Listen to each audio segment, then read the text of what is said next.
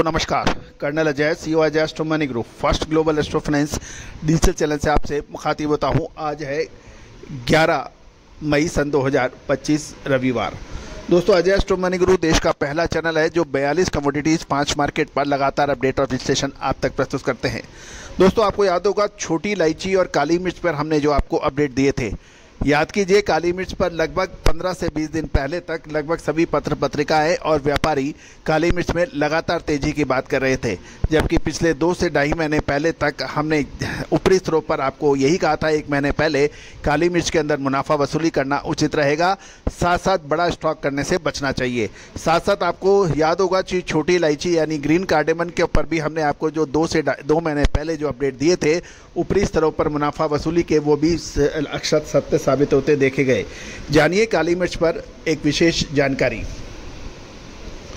दोस्तों कहा जाता है कि यदि समय पे मुनाफा ले लिया जाए तो उससे बढ़िया व्यापारी कोई नहीं हो सकता। विशेषकर मसाले के जो व्यापारी हैं वो राजा कहलाते हैं, क्योंकि महंगा माल होता है, यदि मुनाफा बहुत शानदार होता है यदि समय से ले लिया जाए और समय से बेच लिया जाए। काली मिर्च के ऊपर भी ये अक्सर सही बात साबित हो रही है। काली मिर्च के दाम लगातार गिरते जा रहे हैं। उसका प्रमुख कारण देश में काली मिर्च का स्टॉक, अंतर्राष्ट्रीय बाज़ारों में भारतीय काली मिर्च के महंगे दाम और श्रीलंका की आने वाले जून महीने की काली मिर्च की फसल प्रमुख मानी जा रही है। खबर ये भी निकल रही है कि विशेषकर जो कर्नाटक, तमिलनाडु और केरल के व्यापारी जो हैं वो काफ़ी लगातार काली मिर्च की बिकवाली कर रहे हैं, जिससे काली मिर्च के अंदर लगातार गिरावट देखी जा रही है। वर्तमान वर्ष में काली मिर्च की कीमतों में लगातार गिरावट पिछले 2 सप्ताह से देखी जा रही है। देश में काली मिर्च का उत्पादन लगभग 75,000 टन होने का अनुमान लगाया गया है, जिसमें प्रमुख उत्पादक क्षेत्रों में 50% फसल की कटाई का कार्य पूरा हो गया है और श्रीलंका में जून से काली मिर्च की कटाई का काम शुरू होगा। इसलिए पुराने माल की सप्लाई बढ़ाने का प्रयास किया जा रहा है। यदि हम श्रीलंका से आयात की स्थिति देखें तो साल 2023 के दौरान श्रीलंका से भारत में 14,000 टन और साल 2024-25 में ये 14,000 टन से बढ़कर 24,000 टन पहुंच गया है। जून महीने में श्रीलंका की कटाई प्रारंभ होने जा रही है, जिससे अनुमान है कि श्रीलंका से भारत में सस्ते दामों पर काली मिर्च का आयात होगा। गौरतलब ये भी है कि श्रीलंका से चोरी छिपे भी काली मिर्च का काफ़ी माल दक्षिण भारत के बंदरगाहों पर उतरता रहता है।